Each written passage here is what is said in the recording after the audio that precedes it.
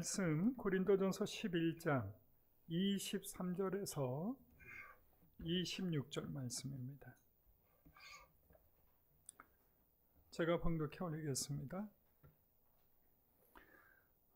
내가 너희에게 전한 것은 주께 받은 것이니 곧 주 예수께서 잡히시던 밤에 떡을 가지사 축사하시고 떼어 이르시되 이것은 너희를 위하는 내 몸이니 이것을 행하여 나를 기념하라 하시고 식후에 또한 그와 같이 잔을 가지시고 이르시되 이 잔은 내 피로 세운 새 언약이니 이것을 행하여 마실 때마다 나를 기념하라 하셨으니 너희가 이 떡을 먹으며 이 잔을 마실 때마다 주의 죽으심을 그가 오실 때까지 전하는 것이니라.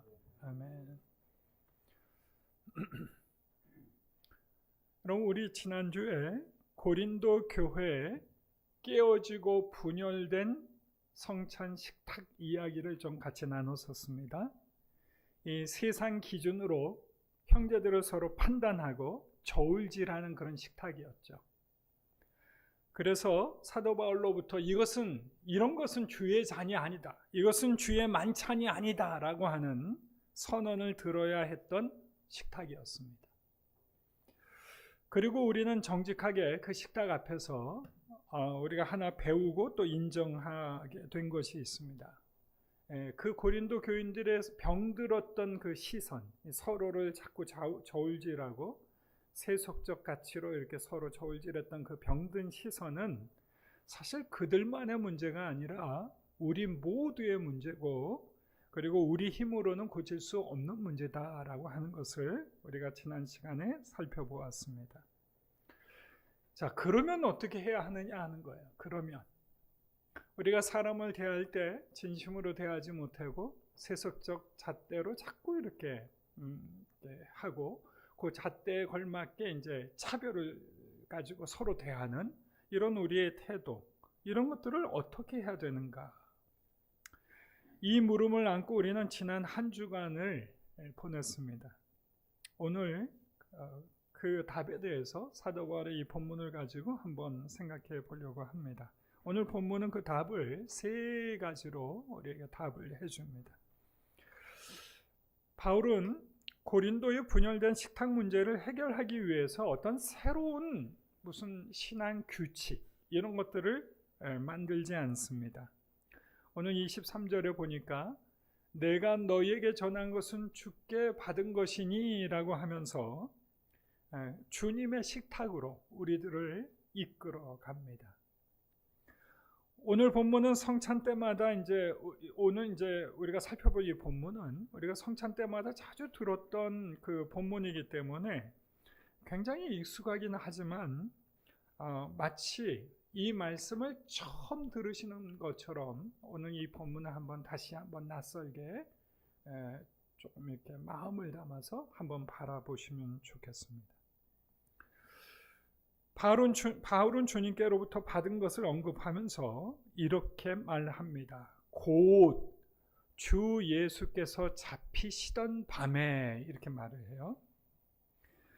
사도 바울은 여기서 잡히시던이라고 이렇게 말을 하는데, 이 말은 넘겨지시던이라고 바꿔서 번역을 해도 되는 말입니다. 사전상 같이 다 들어있어요. 자, 누가 예수님을 넘겼습니까? 누가 예수님을 넘겼습니까? 겉으로 보기에는 명료하죠. 가룟 유다가 넘겼죠, 예수님을. 또 대제사장들이 예수님을 십자가에 넘겼죠. 빌립보가, 그리고 성난 군중들이 예수님을 십자가에 넘겼습니다. 그 밤은 사람들의 악이 가장 짙게 드러난 아주 칠흑 같은 그런 밤이라고 할 수 있습니다. 그런데 성경은 그 어두운 밤을 한 겹 더 깊이 들여다봅니다. 오순절에 베드로가 이렇게 설교했습니다. 그가 하나님께서 정하신 뜻과 미리 아신 대로 내준 바 되었거늘, 이렇게 표현을 해요. 하나님께서 내어주셨다는 거예요. 그러므로 예수님이 십자가에 달리신 것은 두 차원이 존재해요. 하나님이 내어주신 것과 사람이 십자가에 넘겨준 것, 내어주심과 넘겨줌, 이 두 차원이 존재하는 것입니다. 자기 아들을 아끼지 아니하시고 우리 모든 사람을 위하여 내주신 이라고 로마서 8장 32절에도 말을 하는데, 겉으로는 사람이 예수님을 넘겨줬어요. 그렇지만 그 밑으로는 하나님이 우리를 위해 그분을 내어주셨다고 성경은 말하고 있는 것입니다. 그리고 그 넘겨지는 그 아드님 그리스도는 억지로 끌려가시는 것이 아닙니다. 억지로 막 하기 싫은데 넘겨지는 것이 아니에요. 그 밤에 그분은 떡과 잔을 손에 드시고 축사하셨습니다. 다른 말로 하면 하나님께 감사하셨어요. 이것은 엉겹결에 원치 않는, 즉 붙잡힌 자의 어떤 처절한 몸짓이 아니라 스스로 자신을 내어주고자 하시는 자의 몸짓이라고 할 수 있습니다. 그렇기 때문에 그 밤은 사람이 넘겨준 밤이기도 하지만 동시에 아버지가 내어주신 밤이고, 또 나아가서 아들 자신이, 그리스도 자신이 자신을 내어주신 그런 밤이기도 합니다. 제자의 배신으로 하나님의 뜻이 망쳐진 것이 아니라 제자의 배신에도 불구하고 하나님의 사랑이 흘러나오는 것입니다. 그렇게 주님의 식탁이 준비가 되었습니다. 사랑하는 성도 여러분, 여기서 우리가 첫 번째 사도 바울의 답을 듣게 됩니다. 어떻게 해야 되는가? 우리의 이 세속적인 잣대를 가지고 서로 평가하고 재고 그러면서 서로 이렇게 깨어지고 나뉘어지는 이런 공동체의 모습, 또 일상의 우리의 삶의 모습들을 두고 우리 어떻게 해야 되는가? 이렇게 지난 시간에 우리가 물었는데, 오늘 사도 바울은 우리에게 첫 번째로 주는 답이 뭐냐면, 주님이 준비하신 이 주님의 식탁 앞으로 나아가라는 거예요. 즉 우리가 무엇을 해결책을 만들어내고 우리가 해결책을 뭔가 이렇게 구상하고 계획하는 것이 아니라 하나님이 먼저 움직이십니다. 우리가 어찌할 바를 모르던 그 어두운 밤에 하나님이 이미 우리를 위한 상을 다 준비하고 계시는 거예요. 식탁을 준비하고 계신 거예요. 그래서 우리가 첫 번째로 할 일은 우리가 무엇을 해내는 것이 아니라 하나님이 준비하신 상 앞으로 가는 것입니다. 거기서 그분이 무엇을 말씀을 하신지 귀를 기울여 듣고 우리에게 무엇을 요구하시는지 우리가 살피는 것입니다.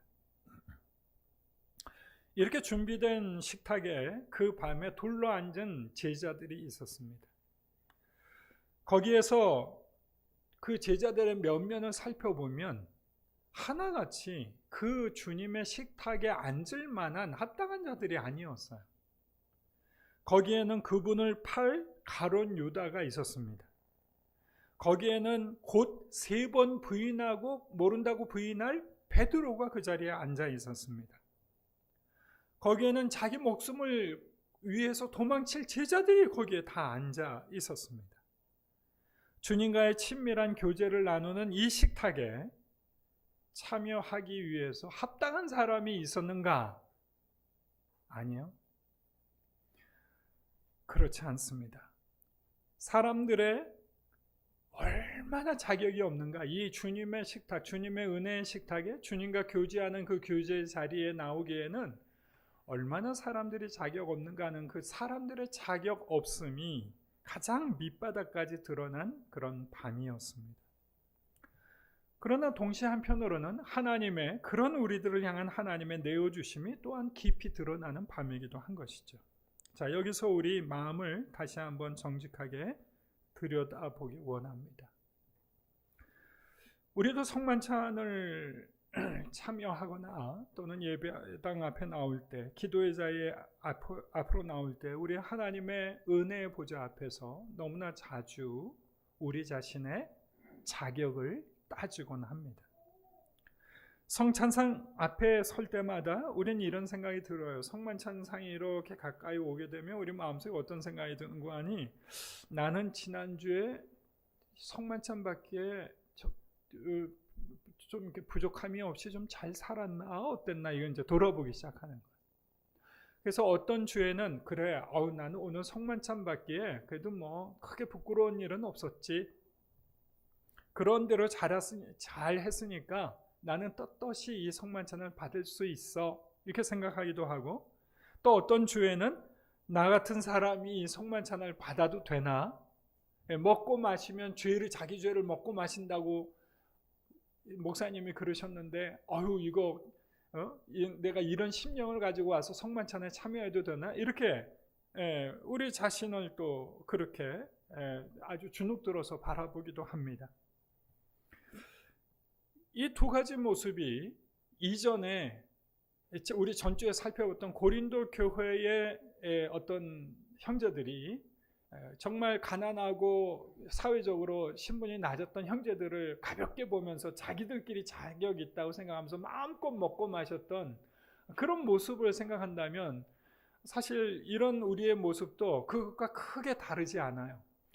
자기가 잘났다고 생각하든 못났다고 생각하든 이 성만찬을 받을 자격이 있다고 생각하든 자격이 없다고 생각하든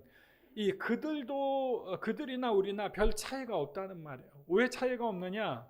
자격이 있느냐 없느냐의 근거가 뭐냐면 내 안에 근거를 두는 거예요. 내가 자격 있게 행동했느냐, 내가 자격 없게 행동했느냐, 항상 나를 근거로 해서 이 성만찬을 바라보고 있다는 것입니다. 고린도 교회 그 부자들도 마찬가지고 또 우리들도 역시 똑같은 모습을 갖고 있어요. 그래서 정반대처럼 이 두 자격이 있다고 생각하든 없다고 생각하든 정반대로 보이지만 사실은 똑같은 뿌리에서 나온 거예요. 식탁의 자격을 내 안에서 찾는 것입니다. 그런데 이런 태도가 무서운 것은 은혜를 은혜가 아닌 것으로 만들기 때문입니다. 내가 합당해서 받는 것이라면 그것은 선물이 아니죠. 은혜가 아니에요. 그것은 대가고 삭시돼요. 그러나 성찬은 삭시 아닙니다. 내가 무엇을 했기 때문에 받는 대가가 아니에요. 그것은 은혜고 선물입니다. 주님께서 그 밤에 주님이 하신 말씀을 한번 들어보시기 바랍니다. 24절에 보니까 이것은 너희를 위하는 내 몸이니 라고 말씀하셨어요. 다시요. 이것은 너희를 위하는 내 몸이니. 너희를 위하는 이 말씀 앞에서 모든 자격 논쟁은 다 무의미해져요. 다 끝나버리고 말아요. 지난주 고린도 부자들은 자신을 위해서 형제들을 밀쳐냈습니다. 우리들이야 뭐 이럴 자격이 되지 하고 먼저 먹고 마시고, 늦게 오는 자들이야 뭐 그들 사정이지 이렇게 이제 생각하고 마는 거죠. 그래서 자기가 자격이 있기 때문에 자기는 누릴 수 있다 이렇게 생각하는 거예요. 그런데 그리스도는 정반대로 우리를 위해서 자기 몸을 떼어주십니다. 서열의 맨 꼭대기에 계신 분이 종의 자리로, 십자가의 자리로, 맨 아래로 내려오시는 거예요. 죄라고 하는 것이 나를 위해서 너를 짓밟는 것이라면 십자가는 너를 위해서 나를 내어주는 것이라고 말할 수 있습니다. 근데 예수님이 그 십자가의 길을 걸으시는 거예요. 여러분, 우리가 어떻게 이 거룩한 식탁에 있게 되었습니까? 우리가 어떻게 주님의 이 식탁에 참여할 수 있게 되었나요? 주님의 교제, 주님의 은혜, 주님의 은총에 어떻게 우리가 참여할 수 있는 자가 되었습니까? 그것은 우리가 자격이 있어서가 아니라 우리 곁으로 이 합당하신, 유일하게 하나님 앞에 합당하신 이 그리스도 이분이 전혀 합당하지 않은 우리가 서 있는 바로 이 밑바닥까지 내려오셨기 때문에 교제가 가능하게 된 것입니다. 그분은 찾아오시는 것으로 그치지 않으셨습니다. 우리가 서야 할 그 자리, 정죄받아 마땅할 그 죄의 자리에 그분이 대신 서셨습니다. 그리스도께서 우리를 위해서 저주를 받으신 것입니다. 그러니 주님이 우리 자격을 묻지 않으신 것은 그냥 눈을 찔끔 감고 못 본 척 하신 것이 아니에요. 십자가 위에서 그 값을 친히 치러 주셨기 때문에 그렇게 하신 것입니다. 그러니 보십시오. 이 식탁의 자격은 내 안에 있는 것이 아닙니다. 오직 그분의 십자가에 있습니다. 우리를 위해서 찢기신 주님의 몸과 우리를 위해서 흘리신 주님의 피가 우리의 자격이 된 것입니다. 성경에는 이 은혜를 그림처럼 보여주는 한 사람이 있어요. 그 사람의 이름은 무비보셋입니다. 이 무비보셋이라고 하는 이 사람은 여러분 잘 아시는 다윗 왕 이전에 이스라엘의 초대 왕이었던 사울 왕의 손자, 그리고 요나단의 아들이었어요. 그렇기 때문에 이 사울과 다윗은 사실은 원수 관계였죠. 거의 10년 가까이 사울이 다윗을 죽이려고 그렇게 무던히 쫓아다녔지 않습니까? 다윗은 그를 원수처럼 대하지 않았어도 그렇게 사울을 원수처럼 대하면서 쫓아다녔습니다. 그러다가 결국은 사울 왕이 죽었어요. 요나단도 죽었어요. 정권이 바뀌어서 이제는 사울 왕조가 이제 다윗의 왕조로 왕조 자체가 바뀌었어요. 왕조가 바뀌면 이전 왕의 자손은 사실 살아남기 어려운 그런 시대였습니다. 그런데 이 무비보셋은 그 전쟁통에 급히 도망가다가 이 떨어지는 바람에 양쪽 다리 다 부러져가지고 다리를 다 저는 사람이에요. 이 무비보셋은 이제 아버지도 할아버지도 다 돌아가시고 왕조도 바뀌고 자기는 몸이 완전히 장애인이 되었고 이제 언제 어떤 식으로 죽어도 이상하지 않은, 남이 별로 관심을 가질 만한 그런 존재가 아니었습니다. 그런데 어느 날 다윗 왕이 이 무비보셋, 사울 왕의 자손 중에 혹시 살아남은 자가 있느냐, 왜요? 복수하려는 게 아니라 요나단과의 그 우정으로 맺은 언약이 있어요. 내가 나중에 왕이 된다면 너의 자손들을 내가 꼭 내가 잘 돌보겠다, 이렇게 우정으로 서로 약속한 바가 있어요. 요나단은 하나님이 다윗을 세우실 거라는 걸 알고 있었고, 또 다윗은 만약에 하나님 그렇게 세우신다면 자기는 하나님의 종으로서 의로운 종이 될 거라고 또 생각을 했고, 그래서 서로 약속할 때 나중에 하나님 너 세우실 것이다, 내가 혹시 그렇게 된다면 너의 자손들을 내가 절대로 잘 돌보겠다, 이런 약속을 한 바가 있기 때문에 이 무비보셋을 이제 사울 왕의 자손을 찾다가 유일하게 딱 남은 이 무비보셋을 찾게 됩니다. 처음 왕이 찾는다는 소식을 들은 무비보셋은 이제 죽는구나 싶었을 것입니다. 그런데 그렇게 끌려온 무비보셋에게 다윗이 아주 특별한 좀 뜻밖의 말을 해요. 무서워하지 말라, 너는 항상 내 상에서 떡을 먹을지니라. 내 상에서 너는 항상 떡을 먹을 것이다. 이게 자기의 상에 무비보셋을 초청합니다. 그때 무비보셋이 너무 마음이 감격을 했는지 너무 이 왕의 초청에 감히 몸둘 바를 몰라서 성경에 보면 사무엘하 9장 8절에 이렇게 말해요. 이 종이 무엇이기에 왕께서 죽은 개 같은 나를 돌아보시나이까. 성경 그대로는 이 표현이 있어요.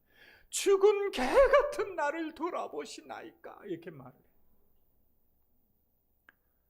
죽은 개. 왕의 상에 앉을 이유도 자격도 자기 안에는 하나도 없다는 그런 표현이죠. 그런데 성경은 이렇게 마칩니다. 무비보셋이 항상 왕의 상에서 먹으니 두 발을 다 절더라. 사무엘하 9장 13절에 이렇게 되어 있는데, 그는 그 이후에 왕의 호의를 입어서 다윗 왕의 식탁에 늘 나타나서 왕의 그 음식을 같이 먹게 되죠. 그는 여전히 절었습니다. 그는 저는 다리 그대로, 그리고 어떻게 보면 원수의 집안 자손이라는 신분 그대로 왕의 상에 앉았습니다. 무엇이 무비보셋을 왕의 상에 앉게 했습니까? 이 요나단과 다윗 왕의 언약, 약속이 그것을 앉을 수 있도록 한 것입니다. 그런데 우리를 주님의 식탁에 앉힌 것도 주님의 그 언약 때문에 그래요.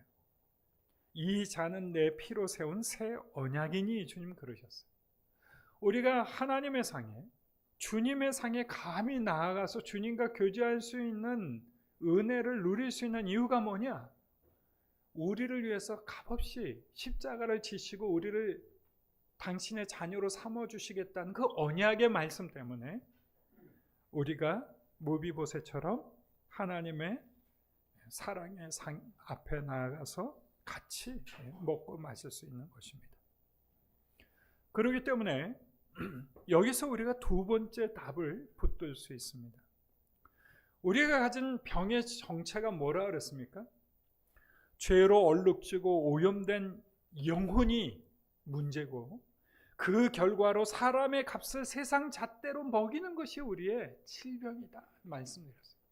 우리의 영혼이 죄로 병들었고 그 병든 증상이 이 사람을 자꾸 세상 잣대로 평가하고 서열을 나누고 이 사람은 잘 대해주고 저 사람은 차별하고 이런 식으로 행동하는 것, 이게 우리의 병이다.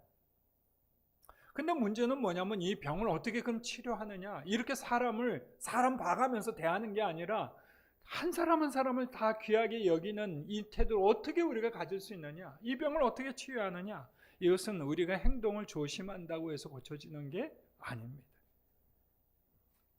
하나님의 은혜로 우리에게 정하신 새로운 값, 하나님이 우리를 바라보시면서 은혜로 정하신 이 새로운 값에 눈이 열려야 해결되는 것입니다.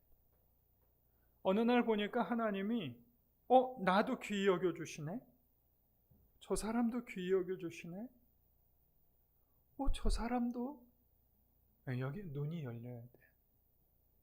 아무리 원수 같은 사람도 하나님이 그 사람을 귀히 여기신다 하는 십자가 앞에서 자꾸 그 사람을 바라보는 훈련이 돼야 됩니다.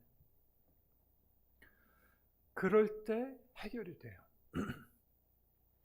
그런데 오늘 우리가 나누려는 이 성찬 식탁에서 바로 그 일이 일어납니다.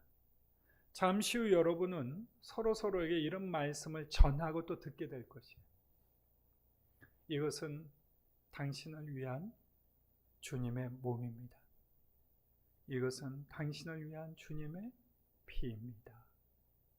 이 말을 조금 복잡하실까봐 이것은 또 빼고 당신을 위한 주님의 몸입니다, 당신을 위한 주님의 피입니다, 딱 이 두 마디만 할 거예요. 오늘은 이거를 성찬 위원들이 다 돌아가면서 성찬연들을 수고하시지 않고 여러분들이 직접 나오셔서 먼저 받으시고, 그리고 그 자리에서 또 그 다음 다른 형제를 위해서 또 동일한 말씀을 하시는 그런 식으로 성만찬을 하실 것입니다. 그러면서 우리가 기억해야 될 건 뭐냐면 이것은 당신을 위한 주님의 몸입니다. 당신을 위해서 주님이 치르신 주님의 피값으로 당신이 건진받은 것입니다. 당신은 그저 있어도 좋고 없어도 좋은 분이 아니에요. 주님은 당신을 최고가로 구입하셨어요. 그렇습니다. 주님의 십자가로 우리의 죄가 해결되었고 우리 존재에 대한 새로운 값이 매겨졌어요. 하나님의 아들의 생명값으로 더 올라갈 데가 없는 최고의 값으로 최고가가 매겨진 것입니다. 우리가 서로 주님의 피값으로 주님이 사신 최고가의 존재라고 하는 것을 기억하시기 바랍니다. 한번 옆에 있는 분한테 당신은 최고가입니다.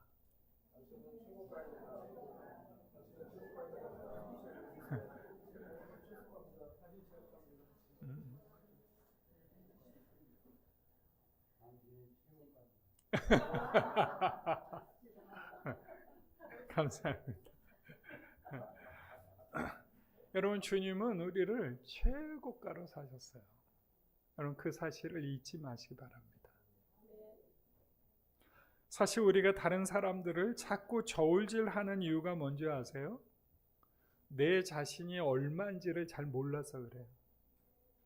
여러분 우리가 가장 하나님이 귀하게 여기신다는 확신이 우리 가운데 있으면 다른 사람들하고 자꾸 비교할 필요가 없어요. 하나님 나를 최고가로 여기시는데 굳이 다른 사람이 나를 어떻게 생각하는지, 저 사람은 나보다 높은지 낮은지 이런 따질 이유가 없는 거예요. 내가 왜 다른 사람보다 사람들을 자꾸 서열을 매기고 저 사람은 나보다 뭐가 낫고 뭐가 모자라는가 이런 생각을 왜 자꾸 하느냐?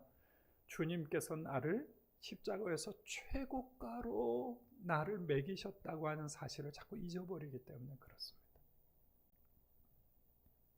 그래서 자기 자신의 값을 이미 주님의 값으로 확정한 사람, 이 믿음 위에 확고하게 서 있는 사람은 내 자리를 지키려고 누구를 아래 둘 필요가 없습니다.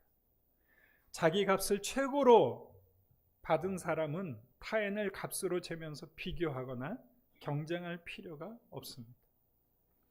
십자가를 통해서 새로운 값, 최고가가 매겨졌다는 사실을 믿음으로 붙들고 살아가시기를 축복합니다. 근데 바울은 여기서 한 가지만 더 여기서 멈추지 않고 한 가지를 더 얘기를 하죠. 너희가 이 떡을 먹으며 이 잔을 마실 때마다 주의 죽으심을 그가 오실 때까지 어떻게 해요? 전하는 것이니라. 여기서 전한다는 말은 영어로 proclaim, 소리내어, 이 소리내어 외쳐서 알린다 이런 뜻이에요. 여기서 전한다는 원래 헬라 그 원어의 말을 자세히 살펴보면 그렇게 되어 있어요. 소리를 내서 외쳐서 알린다 이런 표현, 이런 강한 단어를 써서 전한다는 말로 쓴 것입니다. 여러분 우리가 성찬에 우리 보통 성찬 생활할 때는 조용히 막 예수 나를 위하여 이 찬양 같은 거를 조용히 슬프게 부르면서 조용히 이렇게 성만찬에 참여하는 걸로 생각을 합니다. 그런데 사도 바울은 그게 아니라 이 성만찬에 참여하는 것은 선포라는 거예요. 외치는 거라는 거예요. 서로를 향하여, 세상을 향하여 우리가 어떤 존재로 여기심을 받아, 하나님은 우리를 어떤 존재로 여기시는지를 외치는 그런 선포라는 것입니다. 그래서 떡을 먹고 주님의 떡을 먹고 잔을 마시는 그 동작 자체가 하나님이 나를 최고가로 사셨어, 하나님이 나를 이런 존귀한 자로 여기셔 라고 하는 신앙의 고백, 말없는 그 외치는 설교라고 하는 것입니다. 오늘 우리는 그 외치는 일, 그 전하는 일에 참여하려고 해요.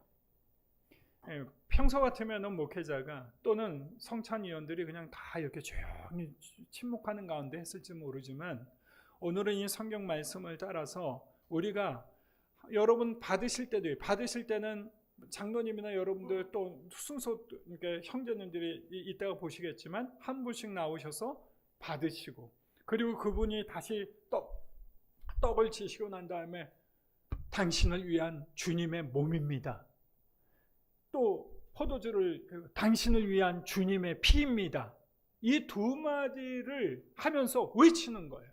선포하는 거예요. 그러면서 이 과정을 통해서 아멘, 아멘, 그리고 드시고 또 다시 앞으로 나와서 또 다른 형제에게 당신을 위한 주님의 몸입니다, 당신을 위한 주님의 피입니다 하고 외치는 거예요. 전하는 거예요. 그러면 이분도 아멘, 아멘.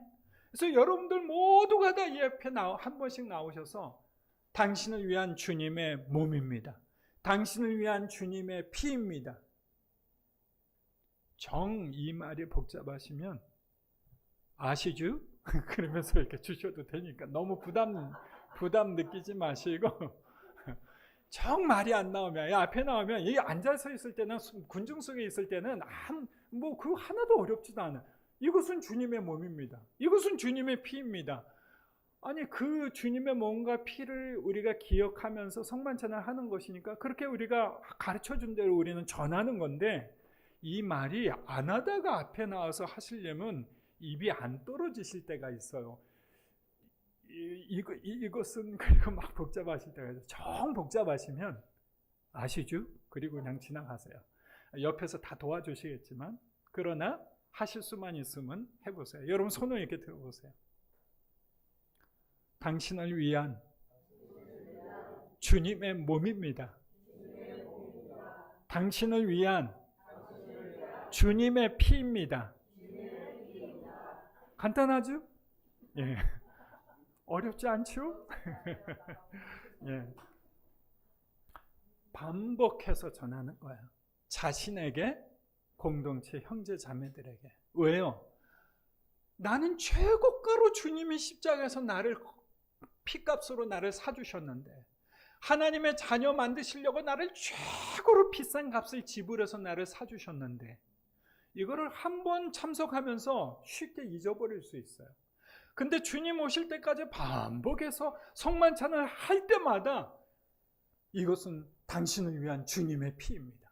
이것은 당신을 위한 주님의 몸입니다. 자꾸 전하다 보면 우리의 일상생활 속에서도 내가 이렇게 살면 안 되지. 왜? 나는 최고가인데.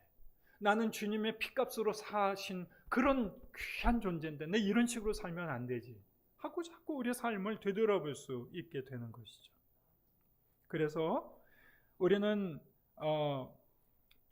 이런 소리로 전하고 말하면서 지금까지는 세상의 잣대로 서로 재던 그런 손이 오늘은 서로에게 그분의 몸을 건네는 손으로 우리가 변화될 수 있게 되기를 원합니다. 우리가 성찬을 한 번만 받는다고 해서 세상을 향해서 우리가 오랫동안 습관적으로 굳어왔던 우리의 시선이 당장 고쳐지진 않습니다. 그렇지만 반복해서 행하는 가운데 주님께서 우리의 시선을 새롭게 해주시기를 원합니다. 오늘 본문 26절에 보면 그 구절 중에 이런 구절이 나와요. 그가 오실 때까지. 우리가 이 성만찬을 언제까지 행하느냐? 그가 오실 때까지. 여러분, 이 주님의 식탁은 제자들이 베푸신 마지막 상이 아니었습니다. 이것은 장차 우리가 천국에서 맛보게 될 상을 미리 맛보는 거예요. 그러니까 우리의 성만찬은 천국에서 맛볼 상을 미리 맛보는 거예요. 여러분, 우리 지난주에 로마의 그 큰 부자 저택에서 보통 교회가 모이고 성만찬이 이루어졌는데, 이 바깥채, 저 안채 안에 있는 집, 주로 가난한 사람은 바깥채에서 모이고, 좀 VIP, 신분이 지체가 높거나 부자들은 저 안채에서 마음껏 먹고 마셨다. 이렇게 구분이 있었고 서로 갈라지고 나뉘어진 성찬을 했다. 사도 바울이 이것을 나무랐다. 이렇게 말씀을 드렸습니다. 그런데 그가 오실 때 우리가 천국에서 나눌 주님의 식탁은 안채도 없고 바깥들도 없습니다. 먼저 온 자도 없고 늦게 온 자도 없습니다. 우리를 그토록 오랫동안 묶어왔던 그 세상적인 잣대도 영원히 사라질 것입니다. 오늘 우리가 나눌 이 작은 이 빵 조각은 우리가 그 완전한 주님의 그 잔치에서 누릴 그 풍성한 잔치의 한 부스러기를 우리가 미리 맛보는 것입니다. 그렇기 때문에 기억하시기 바랍니다. 내가 지금 처해 있는 지금 상황은 이런 상황일 수 있어요. 내가 지금 처해 있는 상황은 이 바깥에서 그냥 저 천장에서 비가 이렇게 쭉 내려오면 저기 물이 고여서 주변에서 가난한 사람들이 오돌오돌 떨면서 먹고 마시는 저기에서 먹는 것처럼 형편없는 상황일 수도 있어요.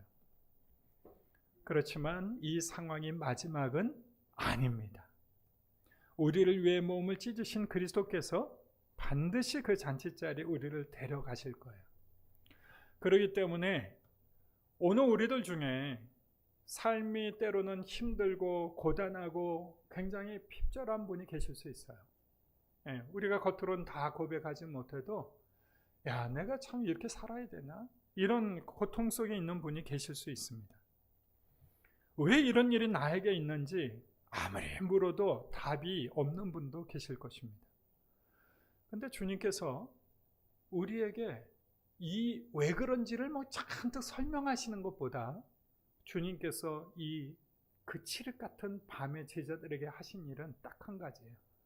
떡을 떼서 주셨습니다. 이것은 너를 위한 내 몸이다. 이것은 너를 위한 내 피다. 그렇게 주셨어요.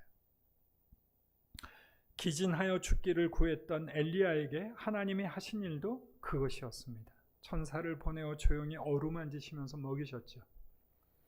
오늘 이 떡을 그렇게 받으시기 바랍니다. 우리가 아직 주님의 잔치자리까지 가야 될 남아있는 길이 아직은 많이 남아있지만, 그러나 주님은 이 길을 끝까지 다 갈 수 있도록 우리에게 힘을 주시기 위해서 하신 일이 뭐냐? 여러 가지가 있겠지만 그 중에 가장 중요한 것 하나는 뭐냐면 이 주님의 식탁에 우리를 불러 모으시는 거예요.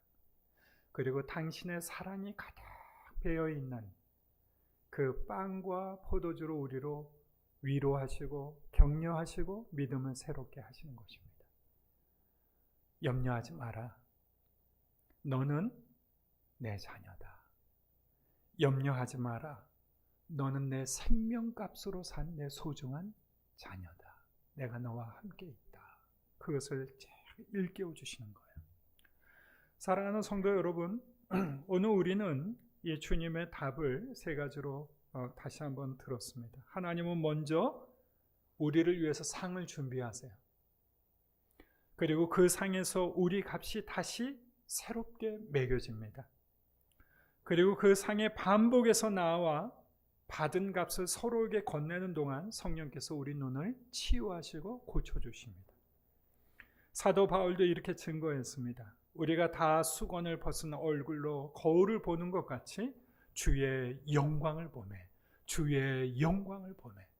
성만찬을 참여하면서 주님이 어떤 분이신지 십자가 위에 주님의 영광을 다시 보고 그 십자가의 의미를 다시 기억하면서 그 주님의 영광을 보매, 그와 같은 형상으로 우리가 자꾸 변화하여 영광에서 영광이 이르니 곧 주의 영으로 말미암음이니라.